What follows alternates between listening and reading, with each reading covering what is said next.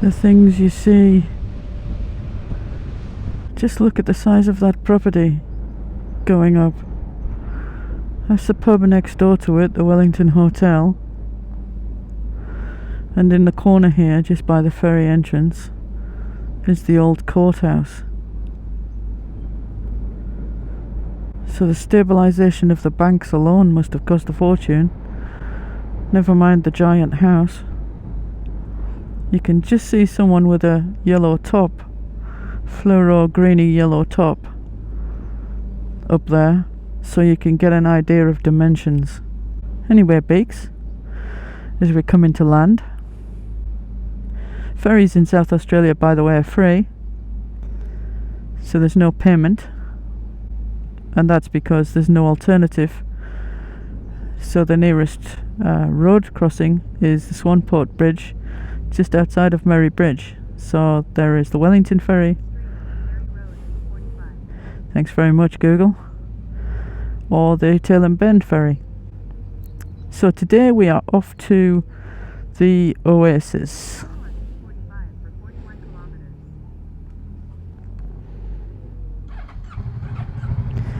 We're off to the Oasis Gardens and Restaurant for brunch and a bit of a chit chat.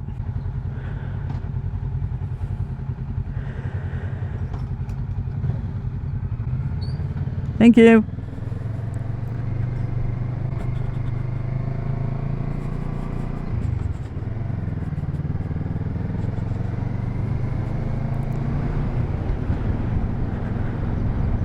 And being on the South Road, the Langhorne Creek Road, means that the wind is going to be extreme, and of course you won't hear a thing. You might hear the occasional bit of Google, which happens to be on an American voice at the moment because I'm beta testing the Apple iPhone AI. So in between, here's some music.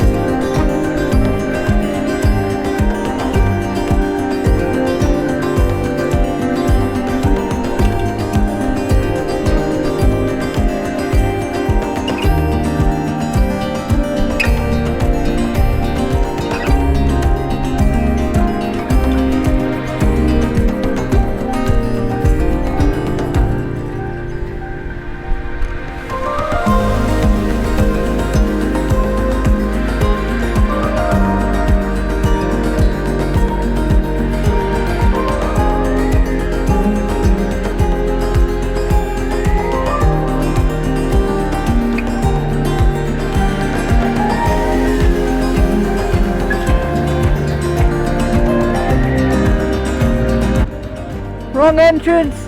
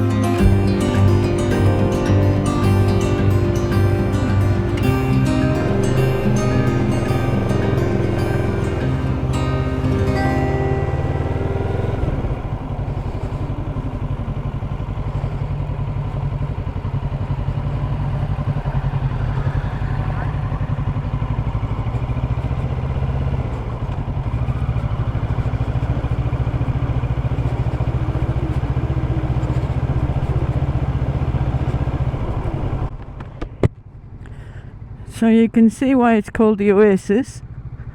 A little oasis in the middle of nowhere. And, I was expecting a gravel driveway, which is, I don't normally get it wrong, but I got it wrong this time. But it's not gravel anymore, or this part isn't. This part doesn't look to be anyway. It's sort of semi-sealed. They seem to do a lot of work all of the time, so it's a bit gravelly here. So yes, I know I've arrived. Thank you.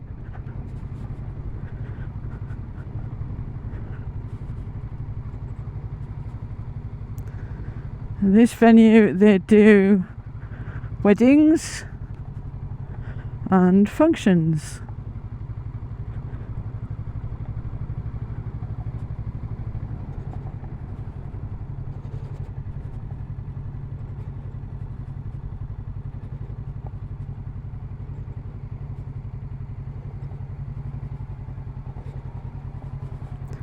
Gravel, I bloody hate the stuff.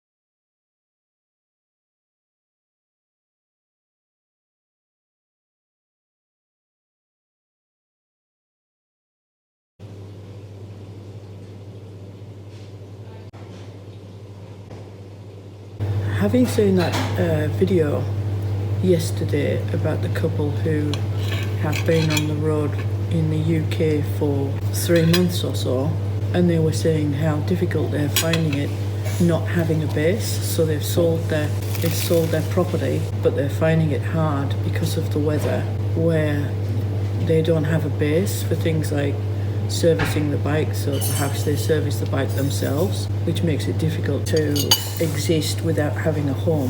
Now that we're thinking of doing the same, do you think we're going to have that same problem? No. Yeah, we're obviously we'll get our base arranged in some fashion, whether it's a temporary base, whether it's permanent base, whether you want to, we want a house waiting for us to come back to when we do, whether it's a rental property, whether it's a cheap, small apartment. There's the different, I suppose, the different options we've got to consider. Well, one solution would be to sell the farm, purchase some land where we effectively want to make it our forever home, having found that our current forever home is too much to manage, as we don't have really any family who are close by to help us out. Downsizing, if you like, is an ideal option for us, and it also gives us an opportunity to change the bikes, which will be another huge move away from what really has been one of my favourite motorcycles that I've ever owned, for the ease of use, its flickability, its power, and it's a beautiful, really well balanced bike. I don't care what anybody says about the old ER6 engine. If it ain't broke, it doesn't need fixing, and this bike's engine is more than capable. Yeah. So, have you made a decision yet on your potential replacement bike, and why do you think that's the best one?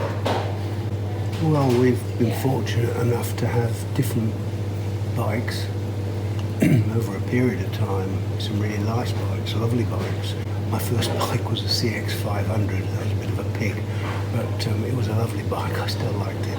But modern bikes, VFRs, we both had VFR 800s. I had the later version, the VTEC. We've had R1s, we've had a couple of brand new R1s each. MT-09s, I personally love my MT-09. I absolutely loved it. Fazer 6, but they're all they're not geared to travelling distances, long periods of time, really. You can. I mean, what's his name that runs around the world? Nick Saunders? Saunders, that's it, yeah, Nick Saunders. He's been around the world on an R1. With a t-shirt and a toothbrush. Yeah. But having said that, we've had the R1s. We've got the Kawasaki Z650RSs now. I mean, it's proved that you can travel on it, because we've just done a 4,000 kilometre trip to Tasmania. In Australia, you can only have those bikes in the restricted mode. They don't sell them out here, de-restricted, unrestricted. And we've upped I think the brake horse has gone up by about 20 brake horse or something. It's something like 70 brake horse now. Yeah, we've got a 70 brake horse. I mean, and it's unrestricted. In fact, they're probably slightly better than the de-restricted ones in Europe. It absolutely runs sweet, and I've got to be honest, I just love it, because it's a very light bike. It's a small bike. I was always reluctant to get it, and now I've got it. I'm a bit reluctant to want to trade it in, like you say, what would we have? But it's not practical for travelling with. We've had a good look at what's on the market, and I think the biggest problem for both of us is that we're both short asses. I've only got a 29-inch leg, and I think you've probably I'm shrinking. You're about 28-inch leg. No, I'm not. I'm shrinking. But I think my inside leg it was 30 inches at one point, but I do believe that my spine is shrinking as I get older, and I think my leg is a 29 inside leg, which means that, I was always stretching for the ground. I don't know whether it's because women have different hips, or how you would think that you've got more of a problem because you've got something in between your legs, but... My one leg. So, it's a struggle. See, the bikes we've had in the past, we've been able to get our feet down. I mean, it's something we've both been adamant about. You've got to have contact with the ground. Even with the MT-09, which was slightly higher, but even that we could cope with that. When you look at the bikes for doing the adventure trips, albeit we don't really want to go a lot off-road at all. Which I know, one or two moto vloggers seem to say, don't worry about the height, don't, how to ride a big bike, how this and how the rest of it. And I agree in one respect, but it's still, if it's if you've kind of got it at the back of your mind that you don't want to be on a big bike, then it's kind of forever an inhibiting factor as far as your mental attitude towards riding is. I've just had to do a U-turn because Google was a bit premature on its left turn, and I was looking for an unsealed road, but now that they've sealed the road, it sort of threw me a curved ball and I turned into the wrong driveway. And then because it's not heavy gravel, but it's gravelly in the middle, so I felt it was easier to do a U-turn on the grass. But then I got halfway around it and found there was sand in front of me, and sand and road tyres are not a good match. And when you've got a tallish bike or a tall bike, that's not a happy place to be in. Looking at the bikes that are there, I mean, we've both found, even the sort of 700cc bikes, the adventure type bikes, the Africa Twins, they're all too tall for me. I'm on tippy toe. And yes, they say, oh, lower it, you can lower the bike, you can put links in and that, but changing it, the linkages and things like that, isn't the right way of going about it. I know you can do it, and people have said, oh, fantastic. I'm just not a great believer in it. I know we have actually had a demonstration ride out on, I was going to do the F800 GS. And I thought, oh yeah, that's great. I like the bike, I like the look of it. It's got fabulous reviews. It's too tall. And I could ride it. I mean, I've been riding bikes now for 50. Since you were in nappies? Yeah, 55 years, I think now, something like that. And, you know, yeah, I mean, I could probably ride most bikes, as long as it isn't a Harley. Don't like Harleys. But no, so we demoed, we both have demoed the F800 GS, which is a 900cc bike, same engine as the 900, slightly detuned, but only at the top end, so it actually has got the same power, if you like, in the normal operating ranges, except when you're wringing its neck. So yeah, we went out on that, and I went out on it. My opinion of the F800 GS is exceptional. And I don't know if anybody else wants to see what the review of it was. They've only got to look at the vlog that you've done when you went out on it, and all you got was Glynis giggling. I was going to say all I did was giggle. Because it was just There wasn't fun. much of a review of it. Yeah, but I mean, it's not a giggle because, oh my God, I've never experienced anything like this before.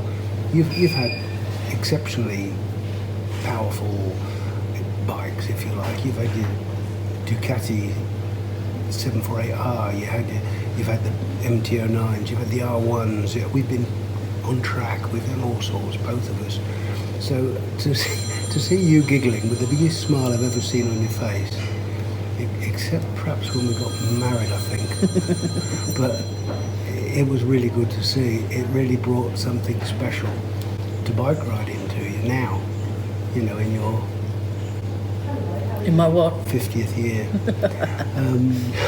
So yeah, it's good to see that we found something there that is really good. It's got a lot of power. It's got, I don't know, 87 brake horse or something. So it's got power there. It's got acceleration. It handles exceptionally well. And believe it or not, I can just about get my feet flat on the floor with a standard seat. I'm not so lucky. The standard seat appeared at first glance to be too high, so as soon as I sat on it I kind of got that, oh no, it's too high for me kind of feeling.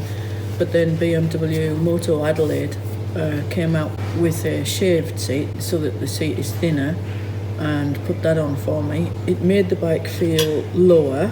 I could get my feet on the ground, not flat on the ground. I can get one foot flat on the ground on the Kawasaki, but the other foot is not. It's sort of it's well on the ball of the foot, but it's not flat. So I was very cautious when I came to a standstill to make sure the bike was upright, because only taking it out for a test ride, I couldn't see where the centre of gravity was, where the tipping point was, whether I had any chance of holding it up or not, and having a huge excess on the bike if I did drop it while I was out on the test ride sort of just puts you off trying to do anything really out of the norm with it. So it's a case of take it up to the roundabout, turn it round, come back down, stop in the traffic, see how you cope with that, and then drive it back into the dealership car park.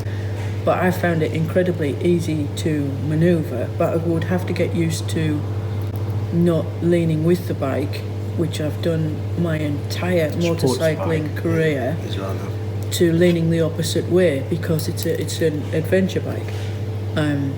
But I found it was, I never thought that I would get onto a BMW and it would give me the biggest smile ever. And I can't say that would happen on a Harley Davidson. I mean, things surprise me all the time, but no, a sort of Harley. Even the Pan America, which does actually look really good, but no, I just can't see it. But the BMW, I think one of the things that has really steered me with your research into the BMW is the fact that it's got such a huge warranty. 5 years. And the warranty is unlimited kilometres, mileage, and it can be serviced anywhere in the world. Which brings me on to the next topic, which is, if you could go anywhere in the world this year on that bike, where would you go?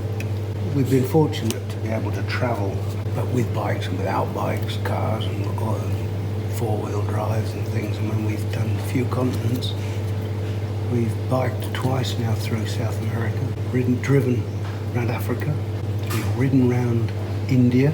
Obviously we've done UK. Probably, I would say you probably know it better than me, but UK, you could probably do it blindfolded if you've done that much. I've not really done Europe, and I've always anchored to go to Italy. You see yourself on the Stelvio Pass? But yeah, that would be nice to say you've done it, I suppose. I think we've even seen one or two really awesome ones looking at somebody else's videos going through Morocco. I think that leans me towards saying, wouldn't it be nice to have those bikes, F800 GS, spec'd up, and say, right, let's go to Europe. Starting out probably in the UK, we then go across to go to the colder climes of Sweden and Finland and Norway and Eastern Bloc countries. Friends in Switzerland, we've got friends in Spain who we'd dearly love to see too, so what a way to do it. I'd love to go and experience the French countryside and food, but I'd probably have to do it on my own. You're not too keen on the French, are you? Last time I was in France, I ended up in an ambulance. In prison. I ended up in an ambulance being carted off the ski slopes because of an idiot French snowboarder. So no, I'm not too keen to. And I think that trip summed up the French for me. And I know that not everyone is the same, but I mean these two guys put me in a ambulance to go to the medical centre, and we were in the Three Valleys, and they put me in the ambulance and basically wanted, I can't remember now, 200 euros or whatever it was, just to get me to the medical centre, cash in hand, thank you very much. Well, that and I would like to say that went into the coffers of the French ambulance service, but asking for cash with no receipt. So no cash, no hospital. No cash, no hospital. That was it. So, and that was it. And there was you with a smashed up leg. Yeah, which I've been paying for ever since, really, with my the screw in my and that's another thing as well. My left knee is definitely coming to its final stages before a knee replacement because of the damage that was done during that accident, which has caused the meniscus to really wear away, and now it's clicking every time I walk. So things are not looking good for the knee. But I'm not under medical supervision, so let's get this trip done sooner rather than later. Yeah, I agree. Let's get the farm sold, and let's talk about shipping the bikes overseas, because I do think if we're going for any length of time, it's cost prohibitive to be hiring or going on tours all of the time because obviously there's a high cost. I know that they organise the motorcycles, the fuel, the accommodation, the food. You can get many all-inclusive paid tours, but if you were doing that for, I mean, we're restricted to what we can do in Europe to 3 months. But if you're hiring a bike for 3 months, can you imagine the cost in Europe? Yeah, and then you've still got an asset at the end. And once we've finished Europe, things are going really well. We can always look to stopping off somewhere else on the way back.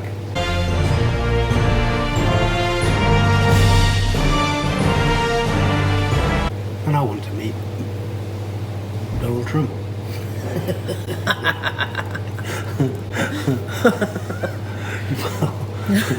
Probably have to get in there quick before he calls us an immigrant and closes the border to all Australians. Before he gets... Thanks very much, Kevin Rudd.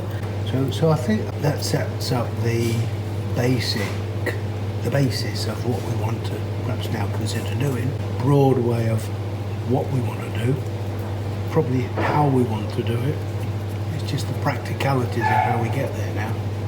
And we want to probably try and sort that out and be going this year. Of course, in the meanwhile, we still want to do some riding on the bikes we've got now. But do we keep the bikes we've got or do we sell them? Maybe that's a question for everybody, yes, but what do we do with the current bikes? The thing is, if we're away for any length of time, we've got the same problem with the car. Yeah. You know, leaving vehicles are designed to be ridden, especially newish vehicles. The bikes are only just over 2 years old. Is it a good idea to just park everything up in the garage and leave it to sit there with fuel going, turn into jelly? And probably not. We'd have to inhibit the vehicles, which is not easy for the car. Well, it's impossible for the car. So yeah, that's something to think about. What if anybody's got any ideas on, do we sell or do we keep? And if we keep, where are we going to put them? If we've sold the property and we've just purchased just a bare block of land. And I think we'll leave it there for today and enjoy the ride back. If you've enjoyed today's video, please give us a big thumbs up. Can't see your hand. Do it with the other one. Please give us a big thumbs up. Subscribe to the channel and we'll see you in the next one.